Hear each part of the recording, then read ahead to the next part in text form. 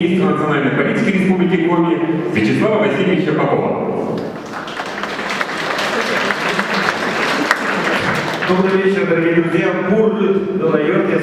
Разрешите от себя лично от Галины Ивановны Гавушева, министра нашего, от всех наших коллег, от Тома, надо поприветствовать вас на этом удивительном, действительно, празднике, удивительном празднике красоты, празднике изящества, женской, мужской красоты. Поэтому большой поклон всем организаторам, всем нам за то, что мы делаем вот своими руками вот эту красоту. А наше министерство всегда поддерживало, поддерживает и будет поддерживать то, что вот сейчас вы видите. Мы всегда с удовольствием такие начинания всегда и финансируем, и материально, и помогаем советами, и разными другими способами. Поэтому еще раз вас с праздником, с Рождеством Христовым прошедшим, с Новым годом. Всех вам благ, удачи, здоровья, счастья. И самое главное, чтобы все у вас было хорошо.